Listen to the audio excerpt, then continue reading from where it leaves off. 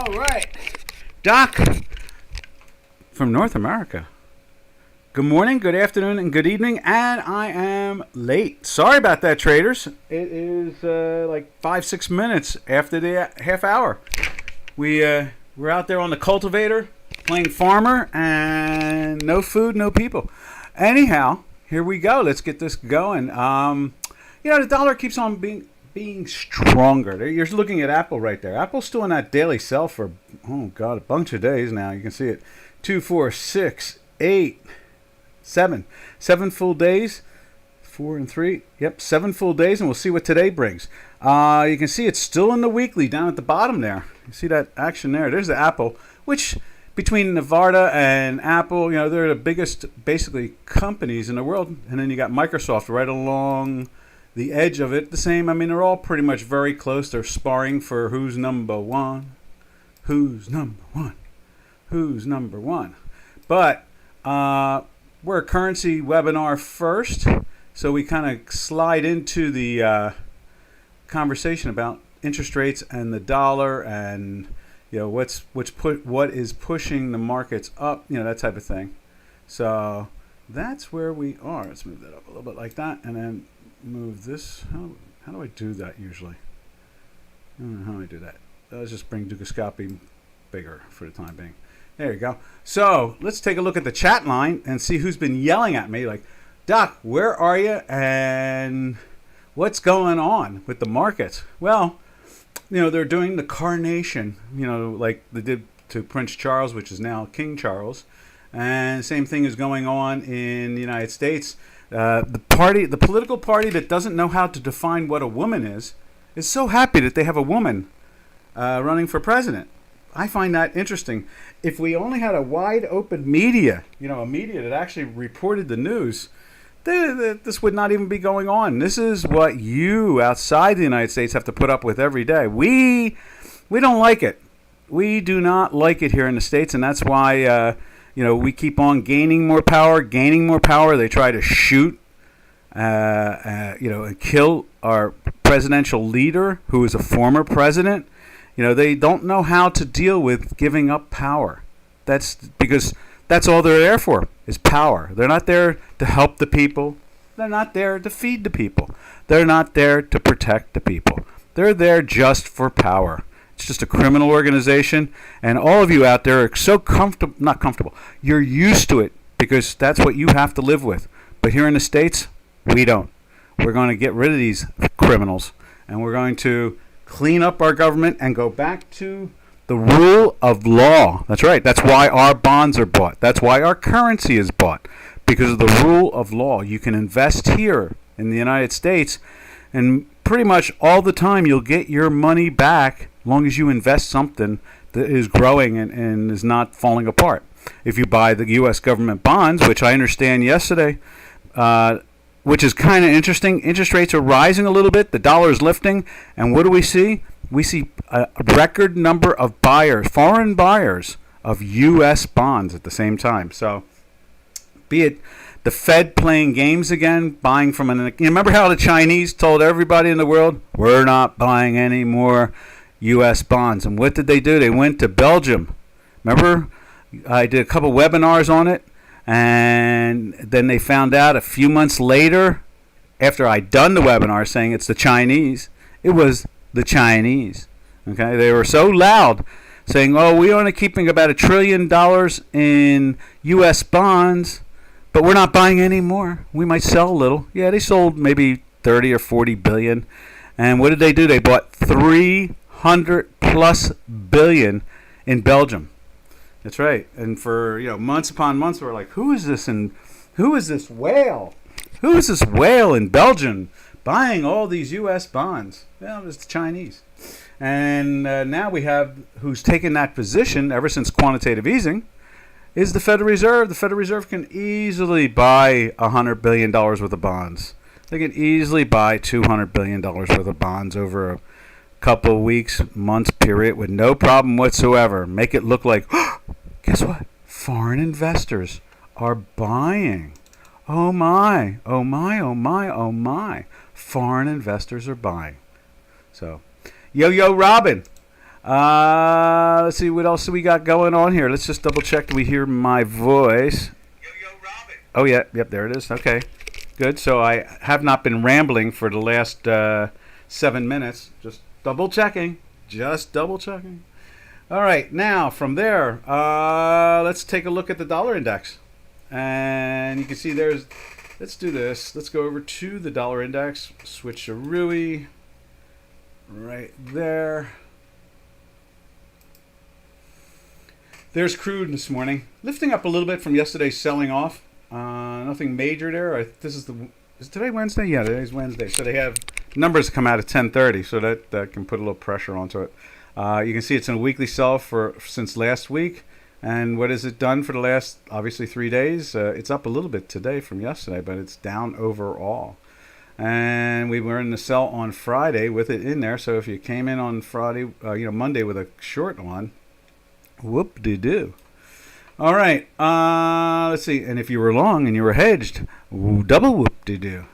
And so let's go over to the dollar index itself. And there it is. There it is, the September contract. And you can see they leaped it up on, what was that, Thursday of last week? And then closed up Friday.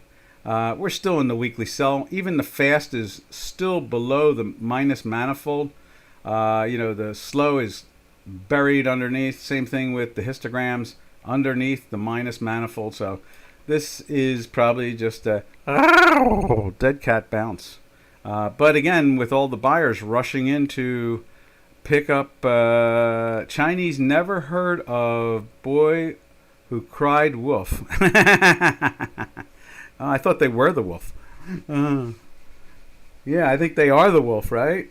They keep on pestering Philippines and Taiwan, and who else are they pestering? Didn't they? They're pestering Vietnam for the China Sea. They're pestering a lot of people. And then what they got?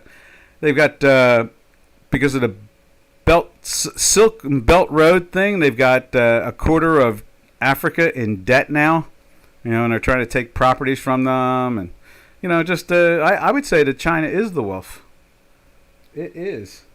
But we are the farmer. And the farmer, what do farmers do?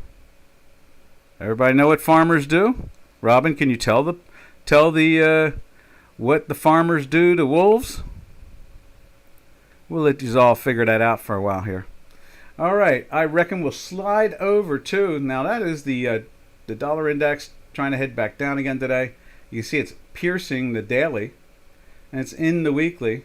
This is just one long, lazy game of, sideways action. We're on election watch. We got about 101 days. Oh, God, 101 days. Less than a quarter of a year. Or no, a third of a year. What am I saying? Less than a third of a year. And basically a quarter of a year, basically. We're tired of this. Bye-bye wolf. That's right. Bye-bye wolf. He's basically, wolves end up mulching the field. That's what they do in the end. They mulch the field. Yep. All right. From there, I guess what we need to do now, let's open up the euro, see what the euro is up to this morning. And zip, do, and dade. And there is establishing the connection. I was out in the field all the way until I was on the cultivator all the way up until I thought I was going to get going at 25 after. Somehow or another, I looked at it and it was 29 after. I was like, oh, shoot. All right, and there, what is that? That's the great experiment. But let's go to the euro right there. You see the euro moving down. It's down just a little bit today in a daily sell for 4 days, but it's in a weekly buy. So again, this is just dead cat bounces. That's all this is. I think the euro will see better days. It'll be higher days, that type of thing. And I think basically what it comes down to is that as time goes on, I really don't think when Mr. Trump wins that it'll be like an explosion like last time. I think what will happen is it'll be a relief rally that they sell off, and then they'll go sideways, and then they'll wait for everything to come through, and it'll comes down to how much of a House cushion they have, how much of a Senate cushion they have, things like that. And so the markets now are trapped in this watch the election. Don't look behind the curtain there. Just watch the big man up on the screen. Or in this case, we have a man, and we have what the Democrats say they can't define. That's really weird. But that's what now us normal people, Republicans, we know there are two sexes. There's man and woman. But her party or its party or their party say you can't define a woman. There's no way of telling if they are women or not. Lordy, lordy, lordy. But at the same time, a lot of the women are running around going, it's a woman, it's a woman. We have a woman running. But don't you understand? You're a Democrat. You don't know how to define what a woman is. So we'll see. It's going to be fun and games all the way for another 99 days. Thank goodness our math is worth looking at. All right. Right there's the cable.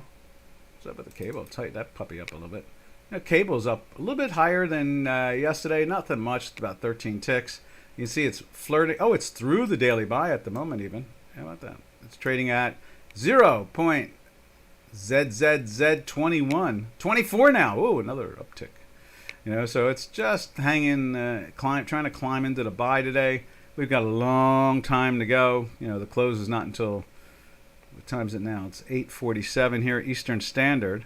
So 9, that's 3 hours and 13 minutes. 8 hours and 13 minutes. Before, it's like a full work day. So we'll be watching, seeing how they play this stuff out, see how this whole action goes.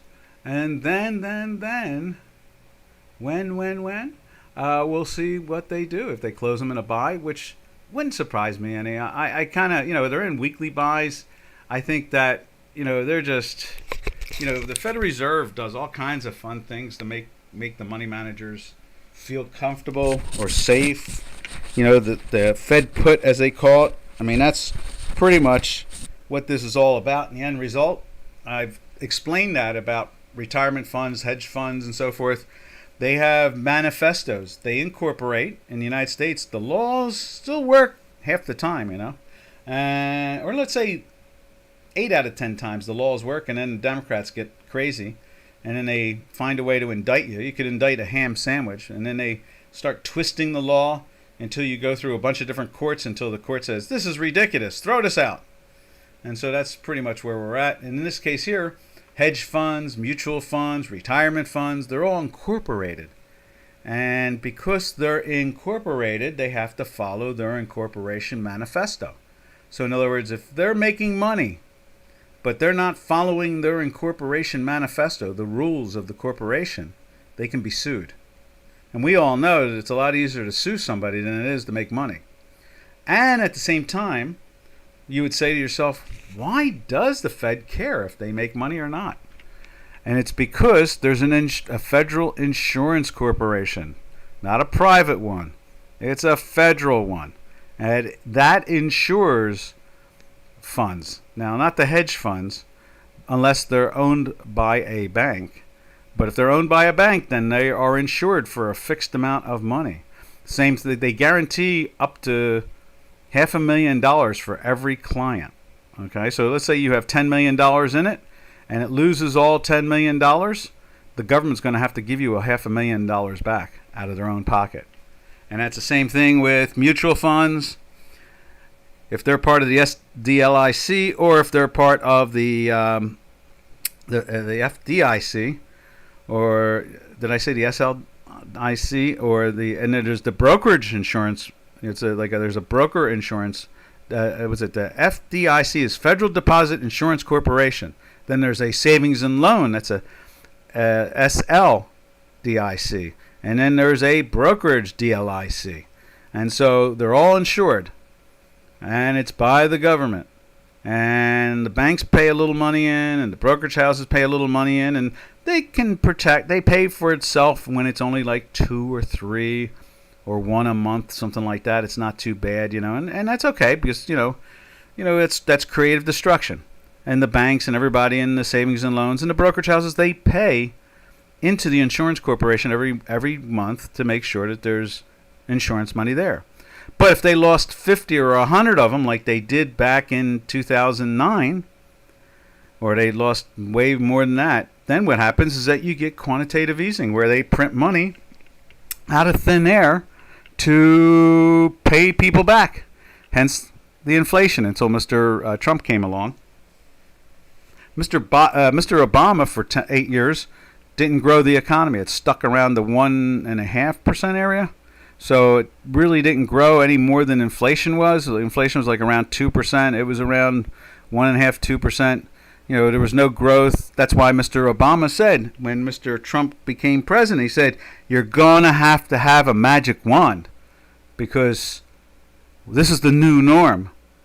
I think I mentioned the new norm yesterday, too. This is the new norm.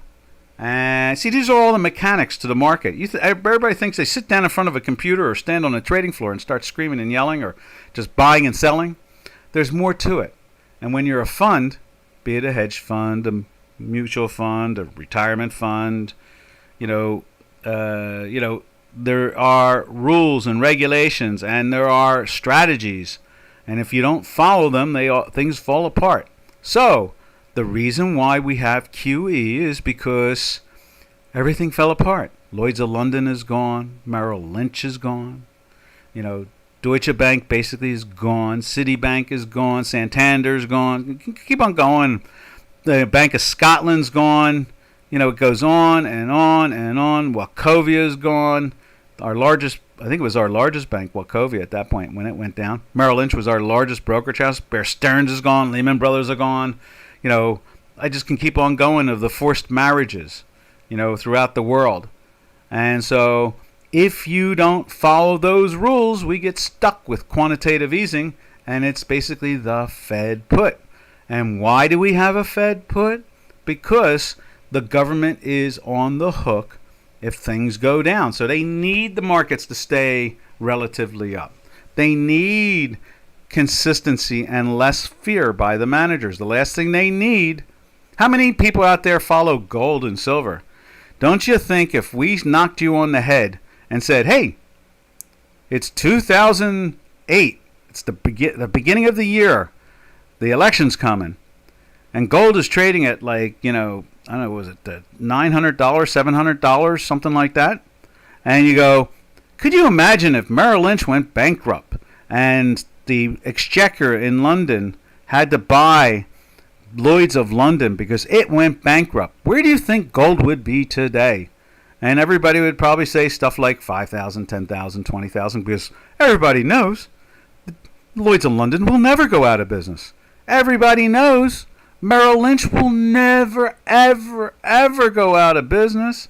Bear Stearns will never see something foolish like that. Citibank, been here 100 years. No reason to believe that it would go anywhere in the next 100 years. Deutsche Bank, the powerhouse of the German Federal Republic. No way. The number one bank basically in the world with $63 trillion worth of swaps. Nah, never happened. Not in 100 years. And then Mr. Obama gets elected, and within those weeks, right as he's getting elected and is confirmed, not even going into 2009, the world economy collapses, just falls apart. And we have quantitative easing now from it.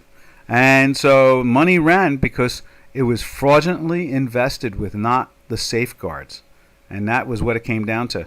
I saw the head Democrat that was in charge of that situation, and he was crying on the TV with Maria Bartiromo back then on CNBC. I didn't mean to. I thought I was doing good for everybody. I didn't mean that. Barney Frank, congressman from Massachusetts. And so he took the spot of St. Germain, the congressman from Rhode Island, who did the same thing to the savings and loan industry back in the late 70s during the Jimmy Carter years.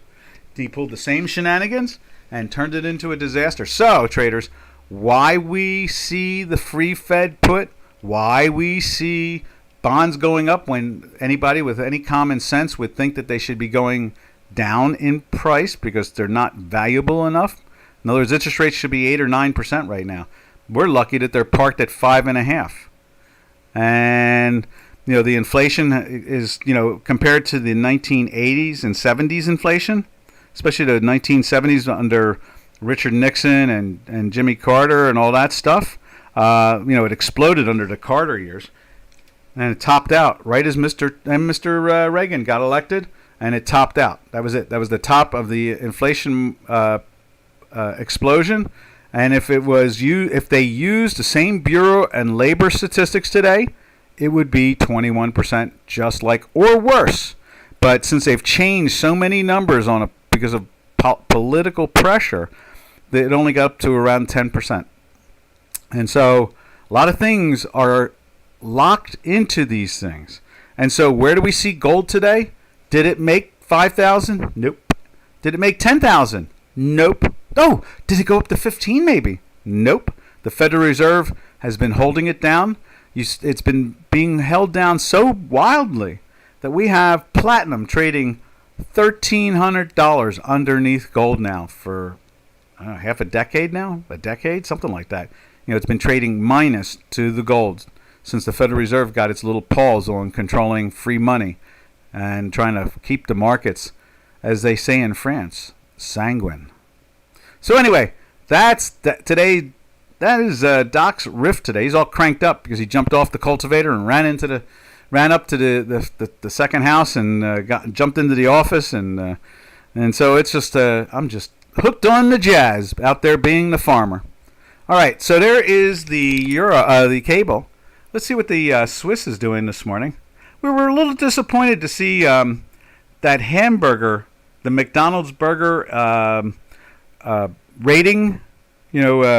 Where in Switzerland, the McDonald's hamburger is the most expensive. I guess it's the Big Mac. It's the Big Mac indicator for the McDonald's hamburgers. They look at them like in Tokyo and New York City and Hamburg and Frankfurt and Portugal and in Spain, in Barcelona. They go around London and Paris and Moscow and Beijing, and they go to every capital of the world and they look and see how much the Big Mac hamburger, is being charged by that local McDonald's.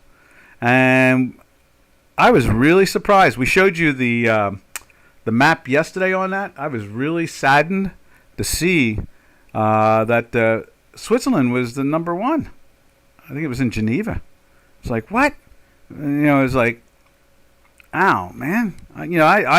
I'm a cheerleader for the Swiss, and there is no cheering in trading, but I'm a cheerleader for the Swiss because they've done a great job of holding down the inflation on the currency. So it was a surprise to me. It was a big surprise. But again, I would take a Swiss banker over the Federal Reserve bankers we have today. Things would be a little bit better, I think, here. And I still hold to that thought because they did not use any of those strange philosophies of Mr. Powell, transitory and all that other rubbish that they say about inflation. Inflation is never transitory. It's always here. On one level or another, we always have inflation. Whereas interest rates, they're a different story. They can be transitory. They can freeze them. Hell, we had minus interest rates.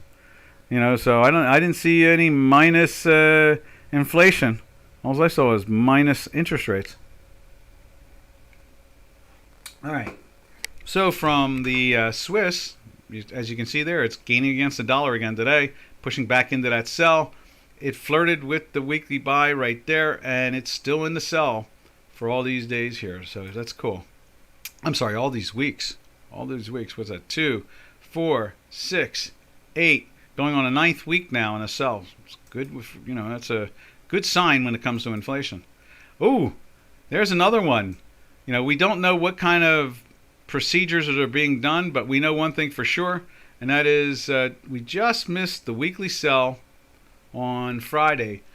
Plot 1 was 0.00. Plot 4 was 0.01. And when we looked at it, I think it was yesterday. Did we put the euro up there? I think, did we put the yen up there? We could put yen on our beta and it'll show. But, it shows that it's pushing down again, heading into the sell. And the fast has been in the weekly sell for a third week now.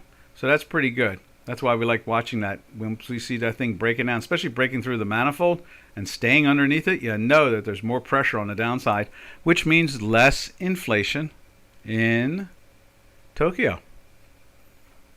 Not a lot. Not a lot less, but definitely less, not more. Let's put it that way. All right, now let's go to the king of inflation. And, it's not Zimbabwe anymore. It could be. I don't even pay attention. I don't even know if they have an open market to be able to tell what Zimbabwe is. But, here is a NATO member, and that's the euro against the Turkish lira. 4 days ago, it was at all-time highs again. It's run from 1 euro to 1 Turkish lira to 36 Turkish lira to 1 euro. I don't think I need to say any more about that great experiment that's going on. All right, and then from there we slide our way over to the South African rand, which is on some type of upwardly slope, and that's probably why. Let's see if we can find it here.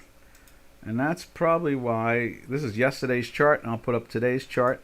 There's the gold on the beta platform, and you can see it's been rolling down for about 3 or 4 days. You can see that same thing. It's still in the weekly by the hair of its chinny chin, but it's got that pressure on it because the South African rand is rising like so. Let's show it to you again, and then we'll go over and show you live gold. See, it's been rising like that. Not a lot, but just some. So now let's put gold up there, and there is. Where is it at? Right there. There we are. There is gold. And you can see gold had been falling down for the last 3 or 4 days. It's been pushing down. It's been in a sell now for 3 solid days. The weekly is trying to roll over. It's 4 days in the buy there, but it's trying. And now yesterday that was Monday. Sold it down again, and Tuesday and Wednesday they've picked it up again, which is kind of curious. You see that buying that's going on a little bit there. That's more buyers than sellers, that's for sure. And it seems like that metal, compared to the rest of the metals, is holding up much better. Let's see how the silver is doing. There's the silver. Silver, same pattern, but nowhere near as aggressive. And you can see here, we're fighting to try to get into the buy. It's minus 0.05, whereas gold is flirting. It's above right there. It's 2.20 in the plus. So they're trying to get this thing back into the buy. It's both. I think, are they both in weekly buys? No, I think silver's in the weekly sell. Let's just double check that. Oh, what I can do? I can do it on the quant too, because I have silver in there. It's yesterday's chart, but I can see where the weekly is. And the weekly is, yes, it's in a sell for a second week. And so let's take a look at it there. Yeah, it's in the sell for the second week. And so that pressure is on the product, and it's actually down for the day. Is it down for the day? Yeah, it's almost like unchanged for the day. It's like, no, it's 7 cents up. That's what it is. It's up 7 cents. So, it's a little pressure there. But the histogram in the green line on the daily, you can see is just underneath it, and it's minus 0.05. So this is not gaining as much as the gold is. And then we go to copper, the industrial thing. And you can see here when we tighten this chart up, it's making some real damaging lows. We're going after lows that, it's at 416 right now, and it seems like it's trying to go after this $4 area. We're in a second week of a weekly sell, and actually what's fascinating is that since it was up in the $5 area that week right here, and then it broke down that week, we went into the weekly sell. It's been in a weekly sell for, what's that, 3, 4, 5, 6, 7, 8. 8 out of the last 9 weeks it's been in a weekly sell. So it went into the weekly buy, failed totally. More problems in China again. We keep on seeing all these problems in China. And so, they've lowered the overnight rate down a tenth of a percent. Their currency is fixed to the dollar. So I guess they can only do so much. And, their real estate market is still on the skids with their major real estate investors underwater, losing money, and they've declared receivership or bankruptcy, whatever you want to call it. And so there's a lot of problems there. Lots of problems. A lot of financial problems. Political, they're always... Matter of fact, I understand that the Chinese are kind of fascinated how Joe Biden has stepped out of the election. They're like, wait a minute, I don't understand this. What do you mean? He's president of the United States, and now he's not running to be president again? He has the power. He's the king. He's the president for life, isn't he? They're like, oh, this is really weird. This is beyond limits. This is like, wait a second, he's stepping down? Is he still president? It's like he's going to have a national address this evening, so that could be entertaining. I personally will rather read it than watch it, putting up with Joe. See, it won't be too bad. Joe will be reading from a teleprompter, and he's half decent at that. But I don't think he's going to have a news conference. So if he has a news conference, they're going to be asking, why isn't he being removed? Why aren't they following the 25th Amendment? He seems to be incapacitated. He's incapable of executing his duties. Doing his work. But that's another day, another time. Anyhow, there's the copper, and China is feeling the pain. That's for sure. Last but not least, we go over to that platinum that seems to be, underperforming the metals complex altogether. Showing a little strength there this morning. That's nice. Not in the daily buy whatsoever. It's been in the sell now for, 4 days, 5 days, 6 days, 7 days. This is the 8th day. It's climbing. 2 weeks. It's the second week in a weekly sell, and 3 weeks in a fast weekly sell. So a lot of pressure there on this product. They're going after the lows here of 950. We're seeing the issues. It's played the $900 area a lot. You can see it right there, and it's definitely. I guess it's a hedge thing. I don't know why anybody. You go to the store and try to buy platinum, and they want gold higher than gold prices. So I don't, when it comes to the exchange, I think the next words I'm supposed to say is humada, humada, humada, to the moon, Alice. It's like no real clear explanation, just excuses. That's about what it comes down to. The platinum. Obviously, the Federal Reserve is selling platinum and buying gold, and same thing, buying gold and selling silver. And the precious metals things, where they can offset themselves.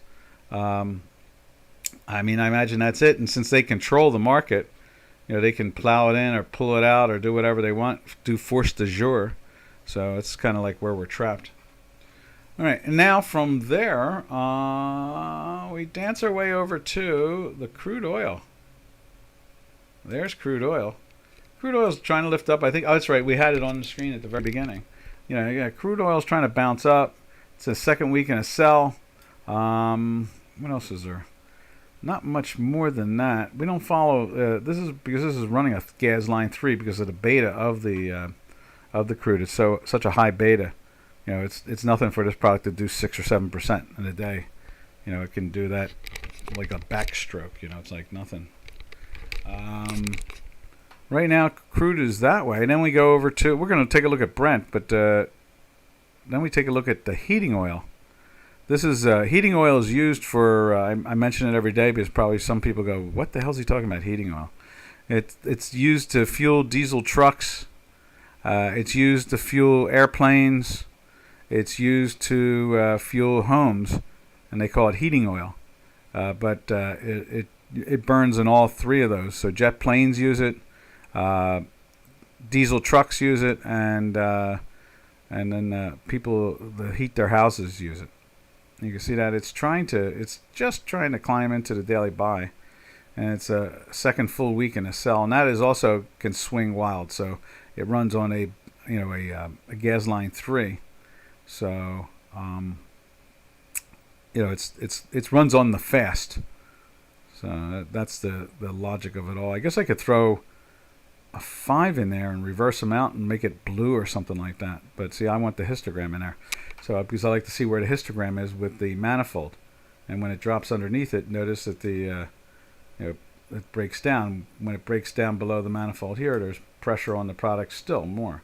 And then when we slide over again, like that, this doesn't have enough back history there. I'll have to put more back history into this. So that's why we watch the heating oil. Now let's. I'm trying to find where I can draw the data for Brent so I can show it to you on the beta like I was doing that before. So we're just going to show you up until now. I'm trying to get what they call my son made something called a skimmer, and what it does is it skims the quotes of Yahoo Finance, and then I can put it onto my platform. So that's what I'm working on, getting that straightened out onto this. So let's go to Yahoo.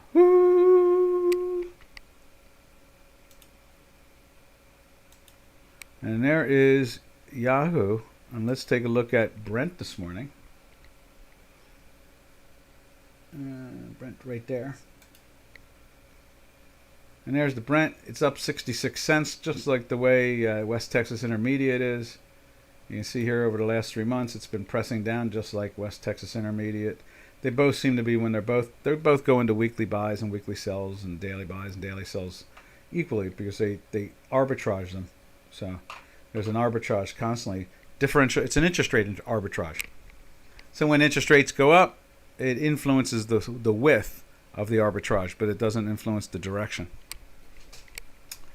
All right, and then from there, we go back over to, you can't see that. Let's show it to you again. Right there. You see that downwardly draft of the North Sea oil, Brent. And so then from there, we go back and we look at nat gas. Let's find nat gas. Nat gas. We'll find it in a second. Where is it at? Nat gas. Right there.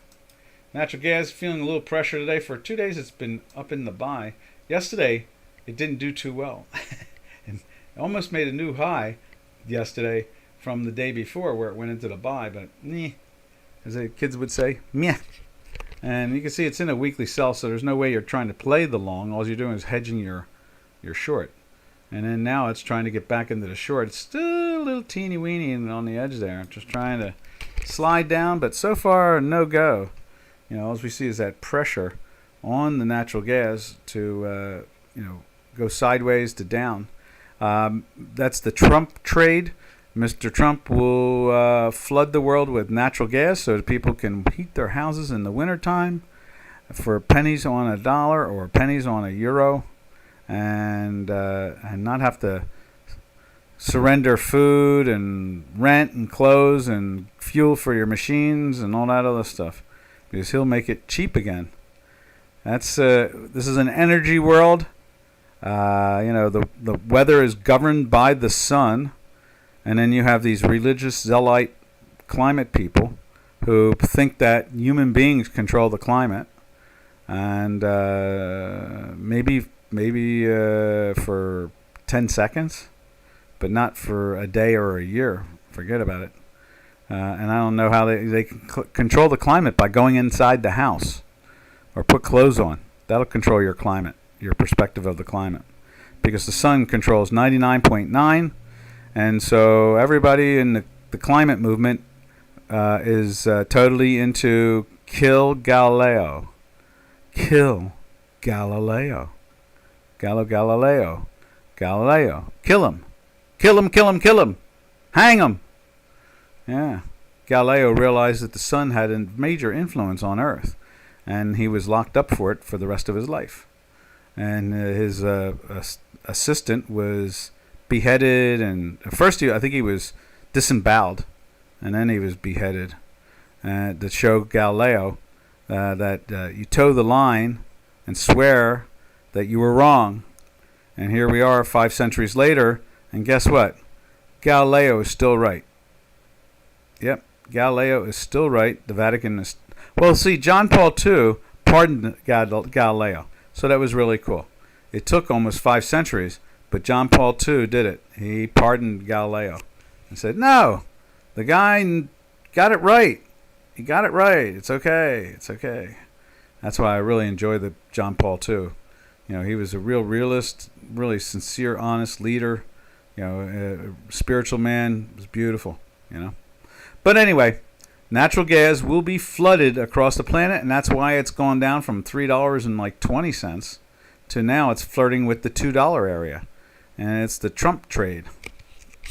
All right, now, from there, we are done the energies. I can't find that Spanish company. I need to open up that laptop that has the old beta on it, and it's in there somewhere, and we will open that up and find it. And that is the gist of it all there. And then we'll be able to see what's going on with the energy company in Spain, which seems to give us great direction of what's going on in Europe when it comes to energy costs. Because it's pretty hard. There's not much of a contract you can follow. You know, Janos was talking about it. He was trying to get Ducascapi to have an energy contract, but those days are kind of gone. You know, it's awful hard to, you know, have things like that because, you know, the government is basically controlling the whole market now. Free market, free people. You know what I mean? Free market, free people. Righty. What is next on our agenda here, traders? Let's take a look. Let's see. Let me see.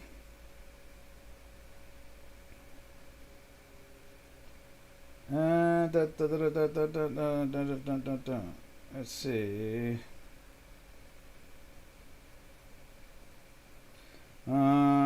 See, I'm getting a text here. I'm just answering. None here yet. So I stayed on cultivator.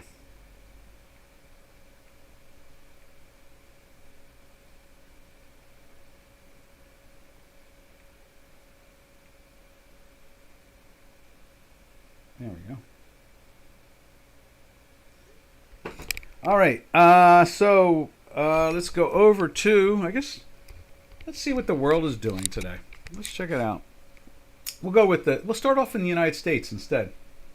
So, you know, usually we start off in Asian hours because they're already closed and it's kind of interesting to see. But there is the S&P 500. Let's see. It's in it's been in a cell since. Let's grab one of these cells. Let's put a cell in there. I'll just do that.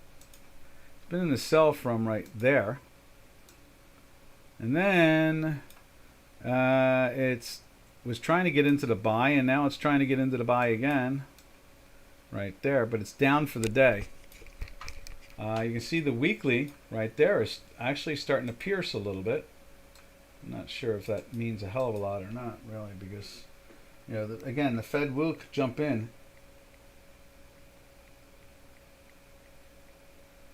Oh, it's raining. Cool, okay. Not here. Answering back.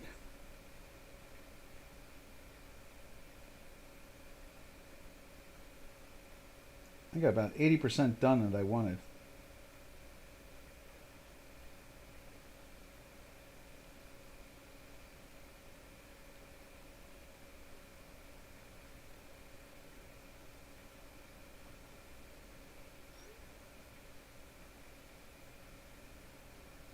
Alrighty. Righty. So from there, where do we? Oh yes, there's the S&P 500. Just answering this text again. There we are. Bingo, bango, bongo. All right. So, what can we say more about the S&P 500? Start off with the S&P 500 has 500 stocks in it. It's a capitalized weighted index, not like the Dow, which is a divisor, and that only has 30 stocks in it. But the S&P 500 has 50% of all the stocks in the S&P 500 are American corporations. The other 50% are foreign corporations. So this is, in many ways, this is the blue chip index of the world. Okay? Now, a lot of us, we watched, of course, because of the tech and the Magnificent Seven, or the Significant Seven, or whatever they call that. We go over and we look at the Tech 100 right here. There's a Tech 100. It went into the weekly sell last week. Let's put that in there.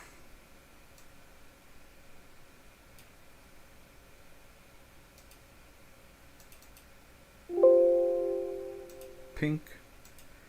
Bada bing. There it is right there. So it went into the weekly sell last week. Up in here somewhere, you can see it was moving down. Went into the daily sell there. It's been in this daily sell all the way until yesterday. It tried to get in there. We had 2 days of green and red, and today they're giving it back, but it's still above it and it's red. So it was trying to get into the buy earlier, just the same way the S&P is, but it's going down in price. So this is going to be real sloppy action. We are on a weekly sell. The S&P 500 is trying to stay in a weekly sell at the moment. And let's just take a cute little look at the intraday of these two, and then we'll go to the grand lady of them all. And there it is right there. And let's see, let's put the biggest tick of the intraday chart. So this is yesterday. That's Sunday night. This is Wednesday. So this is that right? Let's see, yeah, wow. See, this is why we use spatial mathematics. So in other words, this was Sunday night. And that was Monday right there. There was Tuesday. Look at the difference when you're using spatial mathematics. See, spatial mathematics, hence that's why I do it for my atomic side. Spatial mathematics will give you when and where, not when or where. Okay? And so spatial mathematics shows you the volatility, the beta, whatever you want to call it. The delta gives you a new time frame with spatial mathematics. And so you can see here, they sold it down towards the end of the yesterday's. This is last night. This is the Asian hours. Here is the European hours. Look how quiet it is compared to yesterday, where is that right? That's the 23rd. That's Tuesday. There is Monday, and that is Sunday night. See how it says 21 on there? So, yesterday, Robin, look at that. Isn't that something? As much as it was dead, boy, they were churning this puppy, just like you were saying. Robin and I were talking about it during the trading day. How much they were churning the market. Just churning and churning and churning the market. Over and over and over again, just not giving up. Churn, churn, churn. Change. Isn't there a song to that, Robin? Change, change, change. Who was that? Sister Slade, maybe? I think that's what it was. Sister Slade. Yeah. Cha-cha-cha change. Change a pool. Churn a pool. Cha-cha-cha-cha churn. Churn a pool. All right. Here is the shortest of the intraday. Woo! And you know what? It was interesting. They went after the number. Look at that. Whatever. They were banging against that 5,591 on the S&P 500. The SPY. This is the futures contract. And then that news came out, and it was Smackadoodle City. Blew through that 591 and has not gone back to visit it again. It was like a giant gap, We'll see if they're going to drive it back to the 591 again. One more time. Take me home one more time, Colleen. Yes, indeed. Everything's a song to me. Being a floor trader where you're screaming and yelling all day long. Yep. You're always, you're screaming. You're speaking at the height of your voice. And there were days where you might lose a voice. When I was a floor broker, I lost a voice. Did you lose a voice when you were a floor broker, Robin, on some days?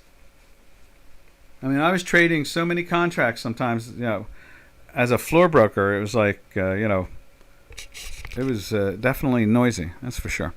So there it is. There's the S&P. It's well below that 5,591, and it doesn't seem to want to let go. And then we could go to the next. This is the second largest we follow.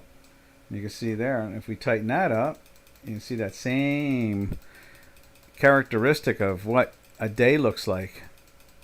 And up right there. So I guess if I go back one more day, maybe it'll show it. I'm just curious to look. Let's make it 4 days. Bingo, bango, bongo. Yep. Okay, I can see something there. And you can see something there too. That is Monday. There is Tuesday. Look at that, the difference. Yeah. Spatial mathematics traders, I say it all the time. I say it all the time to the physicists. I say it to the same thing to the mathematicians. And I say it to the traders. It's where the reality is, baby. Get in the groove. All right, now from there, let's go take a look at the grand lady of them all, the very first big Dow Jones Industrial Average, the greatest marketing tool of the New York Stock Exchange. For a long time, it was the #1 marketing tool. People tuned in. Where's the Dow? What's the Dow doing? People didn't even know a thing about finance, investing, but they wanted to know where the Dow Jones Industrial Average was. Back in the early days, it was the Dow Jones Transportation Index that was the cat's meow. Meow. And then from there, we dive over to the grand lady. Let's go see her. And right there, there's the grand lady of them all. Let's try that again. There's the grand lady of them all right there. And you can see it's still in the weekly, flirting with the top part of the manifold. Pretty much just a little unchanged for the week. You can see it. There is Friday's close of 40,550. And right now we're trading at 40,425. So we're only 125 points down. And it's been up for the first 2 days. It's actually up. Whereas the other products have been fighting. They've been fighting too in their own ways. And you can see we're in a daily sell from there. And that's the name of the game. Name of the game. And what else is there? What else can we say? Oh, let's expand that out and let's see. Has it met that yet? Not yet. So that's possibly where it's going to land.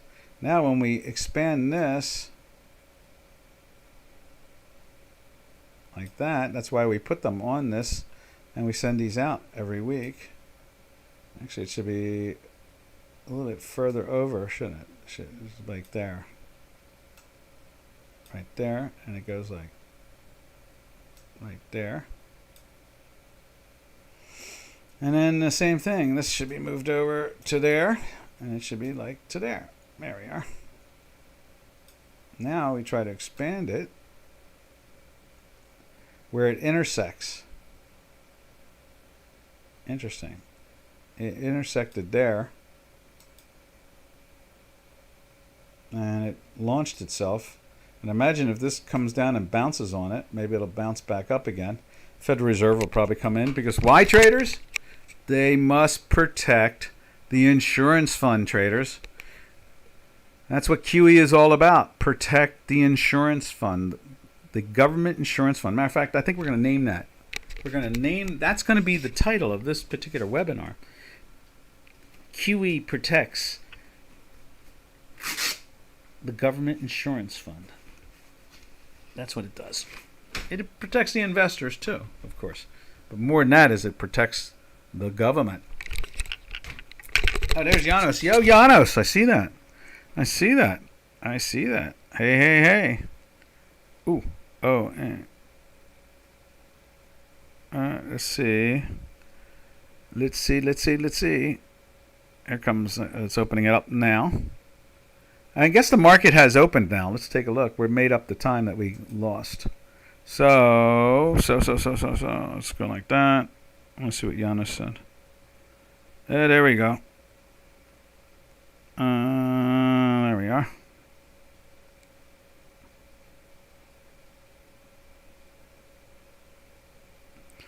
There we are. All right, so let's just take a quick look at the Oh, you know, one more. I'm going to do one more. We're going to do what they call the Trump trade right now, and that is right here. There's the Trump trade. Look at this puppy go. That's what they call this. This is the Russell 2000. Woo!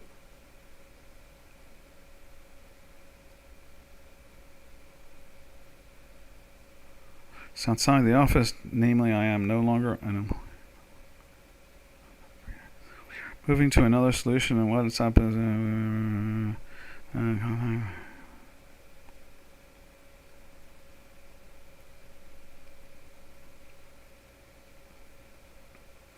I'm just answering Janos now.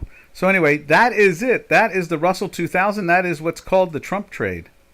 When they realized that Joe Biden was deado on arrival, it took off. And so you watch this, basically you'll know how money thinks about the Trump election. And at the same time, the betting is, I guess it's like 65-70 that Trump wins and 35-40 that Camelo wins. So that's where it's at.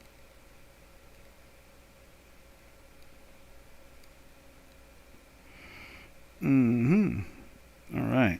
So there it is right there.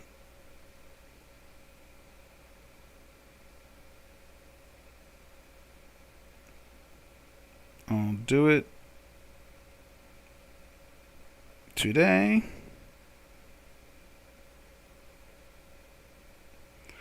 And let's see.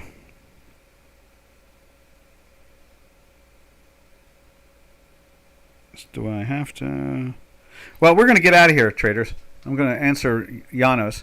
So this is Doc from North America. We'll catch you all tomorrow, same time, same channel. And that'll be Thursday. So this is Happy to Hump Day right here. Here is the S&P 500. We'll go to the short ones as we're heading out. Let's widen that puppy out. You can see it's coming off of a low. There it is right there. And you can see that, it's trying to bounce up. It's down again as usual. I mean, not usual, but, as what's going on. And you can see it's trying to bounce up. But look at it. It's moving a little slow. I'm a little surprised about that. Why is it not upticking? I'm not seeing any real upticking going on. That's kind of surprising. Let me just double check that. Let's give it a refresh. View, reload. Just to give you a flavor. And let's see what it does. Because right now, the S&P is trading at 42.25, not 59.75. So that's interesting. And when did it die? It died. Oh, there we go. Now there it is. Now it's trading. It's updated itself. Okay, good. So there it is. It's at 40.75. But I don't see it spinning. It's definitely not spinning. So we're going to have to probably restart this thing. I'm not sure what the malfunction is, but you can see it right there. They're all moving down. The pressure is down. So anyhow, happy trails to you until we meet again. Happy trails to you, to all our trading friends. Later, traders. Catch you tomorrow on the same story. Ta-ta.